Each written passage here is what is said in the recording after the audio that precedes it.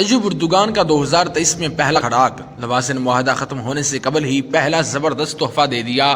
جس وقت کے لیے طیب اردوغان نے انتظار کیا بالآخر اس کی تیاریاں مکمل کر لی گئیں۔ طیب اردوغان اور سعودی ولی عہد کے مابین بھی اہم معاملات پر بات چیت شروع۔ اردوغان 2023 میں کن 5 اہم ترین وعدوں کو پورا کرنے والے ہیں؟ جدید ترکی میں کیا ہونے والا ہے؟ طیب اردوغان نے کن کن اسلامی ممالک پر ملکیت کا دعویٰ کر دیا ہے؟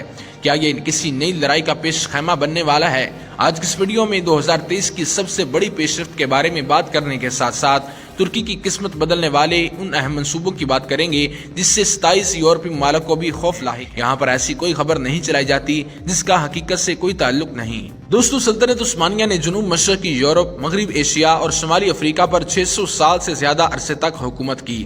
پہلی جنگ عظیم میں سلطنت کا خاتمہ ہوا، ایک نیا رہنما مصطفیٰ کمال ابھرے جنہوں نے ترکی کی قومی تحریک کی قیادت کی جس نے سرزمین ترکی کی تقسیم کے خلاف مزاحمت کی۔ مصطفیٰ کمال نے انقرہ میں صوبائی حکومت قائم کی۔ اس نے اتحادیوں کی بھیجی ہوئی افواج کو شکست دی۔ اتحادیوں اور ترکوں کے درمیان جنگ قومی تحریک 1923 تک جاری رہی، جب اتحادیوں اور مصطفیٰ کمال کے درمیان لوازن سوئٹزرلینڈ میں ایک معاہدے پر دستخط ہوئے۔ یہ معاہدہ لوازن کے معاہدے کے نام سے جانا جاتا ہے۔ اس نے جدید دور کے ترکی کی سرحد کی حد بندی کی۔ معاہدہ لوازن کے تحت ترکی نے سلطنت عثمانیہ کے باقی ماندہ تمام دعوے ترک کر دیے اور بدلے میں اتحادیوں نے اپنی نئی سرحدوں کے اندر ترکی کی خود مختاری کو تسلیم کر دیا۔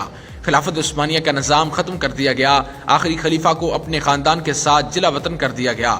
ان کے اثاثے ضبط کر لیے گئے۔ مذہب اسلام پر پابندی لگا دی گئی اور ترکی کو سیکولر ریاست بنا دیا گیا۔ اس معاہدے کے مطابق ترکی کو اپنا تیل کھودنے اور تلاش کرنے کی اجازت نہیں دی گئی اور طے پایا کہ اسے اپنی ضروریات کے لیے دوسرے ممالک سے تیل درآمد کرنا ہوگا۔ یورپ اور ایشیا میں قدرتی سرحد کے طور پر موجود آبنائی باسفورس کو بین الاقوامی گزرگاہ قرار دے دیا گیا، جس کے بعد ترکی بحری جہازوں پر ٹیکس لگانے سے محروم کر دیا گیا۔ دوستو، اب جبکہ 2023 شروع ہو چکا ہے اور ہر شخص کے ذہن میں یہ سوال ہے کہ ترکی میں کیا تبدیلیاں رونما ہونے والی ہیں اور ترکی کے پاس کون کون سے اہم ترین اختیارات آنے والے ہیں، تو سب سے پہلی بات یہ ہے کہ بین الاقوامی قانون کے مطابق لوازن کا معاہدہ 2023 میں ختم ہو جائے گا۔ جیسا کہ قانون میں کہا گیا ہے کہ کسی بھی معاہدے پر 100 سال سے زیادہ عمل نہیں کیا جا سکتا۔ صدر اردوغان بھی کئی بار کہہ چکے ہیں کہ ترکی 2023 کے بعد ایک نئے دور میں داخل ہوگا۔ دوسری بڑی پیش رفت یہ ہونے والی ہے کہ ترکی اپنا تیل خود نکال سکتا ہے۔ صنعتی انقلاب کے بعد سے تیل دنیا کا سب سے اہم توانائی کا ذریعہ بن گیا ہے۔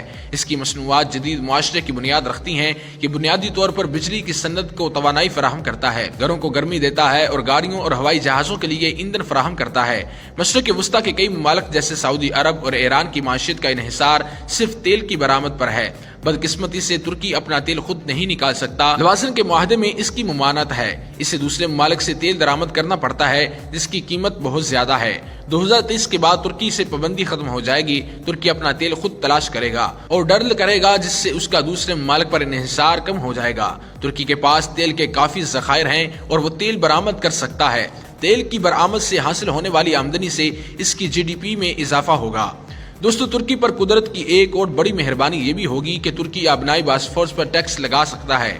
آبنائی باسفورس دنیا میں تجارت کو کنٹرول کرتا ہے۔ اس آبنائی سے روزانہ سینکڑوں بحری جہاز گزرتے ہیں، لیکن لوازن معاہدے میں اسے بین الاقوامی گزرگاہ قرار دے دیا گیا تھا اور ترکی کو بحری جہازوں پر ٹیکس لگانے سے روک دیا گیا تھا۔ 2023 کے بعد ترکی سمندر پار کرنے والے بحری جہازوں پر ٹیکس عائد کر سکے گا۔ آبنائی باسفورس ترکی بحیرہ اسود اور بحیرہ مارمورا کو ملانے کے لیے ایک منصوبہ بنا رہا ہے جس کا مقصد آبنائی باسفورس میں بحری ٹریفک میں آسانی لانا ہے۔ سب سے بڑی اور اہم ترین خوشخبری یہ بھی ہو سکتی ہے کہ ترکی مکہ مکرمہ اور مدینہ منورہ پر اپنے علاقے کا دعویٰ کر سکتا ہے۔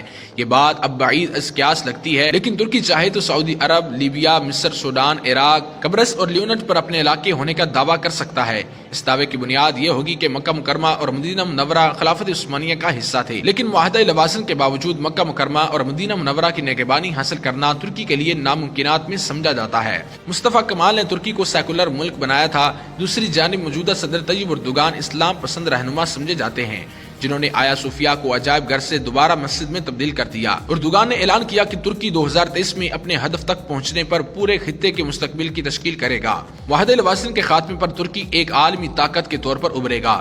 दोस्तों दूसरी जानब वज़ीर खजाना इसहाक डार ने वजाहत की है कि हुकूमत कमर्शियल बैंकों के पास मौजूद ज़र मुबादला को जब्त नहीं करेगी और मुल्की ज़खायर के हवाले से उनके दिए गए बयान को तोड़ मरोड़ कर पेश किया गया है। वज़ीर आज़म शहबाज शरीफ और वफाकी काबीना के हमरा प्रेस कॉन्फ्रेंस करते हुए वज़ीर खजाना इसहाक डार ने कहा कि उनके बयान को बहुत ही गलत समझा गया, लिहाजा इस तरह का कुछ भी नहीं होगा। खैर रही वज़ीर खजाना इसहाक डार का बयान एक दिन कबल मुल्की ज़र मुबादला के ज़खायर के हवाले से दिए गए इंटरव्यू के बाद आया है, जिसमें उन्होंने कहा था कि ज़र मुबादला के ज़खायर 10 अरब डॉलर तक बचे हैं, क्योंकि कमर्शियल बैंकों के पास मौजूदा ज़र मुबादला भी पाकिस्तान के हैं। जबकि 30 दिसंबर 2022 को मरकजी बैंक ने कहा था कि ज़र मुबादला के ज़खायर 5.6 अरब डॉलर तक हैं। वज़ीर खजाना के ऐसे बयान ने कमर्शियल बैंकों में खौफ की फजा कायम करती थी कि हुकूमत शायद कमर्शियल बैंकों के पास मौजूद ज़र मुबादला को अपने कब्जे में ले, जैसा कि 1998 में किया गया था जब इसहाक डार वज़ीर खजाना थे। दोस्तों उन्होंने कहा कि 1999 में मुल्क में आने वाली तरसीलात स्टेट बैंक में रखी गई थी, जबकि निजी बैंकों को डॉलर रखने की इजाजत नहीं थी। इसहाक डार ने कहा कि 1999 में जब मैं वजीर खजाना था, हमने एक सिस्टम तश्कील दिया था कि निजी बैंकों में काफी मिकदार में डॉलर मौजूद रहेगा और 30 जून 1999 को ज़खायर हो 3 कॉलम्स यानी स्टेट बैंक, कमर्शियल बैंक और मजमूई ज़खायर में तकसीम किया गया था। उन्होंने कहा कि दुनिया में जहां भी पाकिस्तान के ज़र मुबादला के ज़खायर का जिक्र किया जाता है तो वो मजमूई तौर पर होता है, जिसके बाद उनको अलग से तकसीम किया जाता है, लिहाजा मैंने भी वही किया। उन्होंने कहा कि कुछ लोगों ने मुल्क के हालात को ऐसे तबाह कर दिया था जो 2016 में 24वीं बड़ी माशियत से नीचे आकर दुनिया की 47वीं माशियत पर पहुंच चुका है। वफाकी वजीर ने गुज़िश्ता हुकूमत पर तनकीद करते हुए कहा कि अब भी वो लोग अच्छी पेशरफ्त को बर्दाश्त नहीं करते और उन्होंने मेरे बयान को भी ऐसा रंग दिया। इसहाक डार ने कहा कि जब वफाकी काबीना वज़ीर आज़म शहबाज शरीफ की क़यादत में मुल्क के लिए जद्दोजहद करने में मसरूफ है, वहीं ऐसे लोग अफवाहें फैला रहे हैं कि वफाकी हुकूमत निजी बैंकों के पास मौजूदा ज़र मुबादला को अपने कब्जे में ले गई। दोस्तों उन्होंने कहा कि ऐसा कुछ भी नहीं होगा, सब कुछ ठीक हो गया है, लिहाजा फिक्र करने की कोई बात नहीं है और अफवाहें फैलाने वाले लोगों पर जोर दिया कि मुस्बत कौमी किरदार अदा करें। इसके बाद वज़ीर खजाना ने समाजी राब्तों की वेबसाइट ट्विटर पर जारी करदा अपने बयान में कहा कि कौमी ज़र मुबादला के ज़खायर में हमेशा फॉरेक्स, स्टेट बैंक और निजी बैंक भी शामिल होते हैं। उन्होंने कहा कि हाल ही में मैंने इसी उसूल पर ज़र मुबादला के ज़खायर का हवाला दिया, मगर माजी में मुल्की माशियत को तबाह करने वाले कुछ अनासर ने इस बयान को गलत रंग देकर मुहिम शुरू कर दी कि हुकूमत कमर्शियल बैंकों के पास मौजूद ज़र मुबादला को अपनी तहवील में लेने का सोच रही है, जो कि हकीकतन शहरियों की मिल्कियत है। वज़ीर खजाना ने इस मुहिम की सख्ती से तरदीद करते हुए वजाहत की है कि हुकूमत ऐसे किसी भी इक़दाम के बारे में नहीं सोच रही। वज़ीर खजाना ने कहा कि मुस्तक़बिल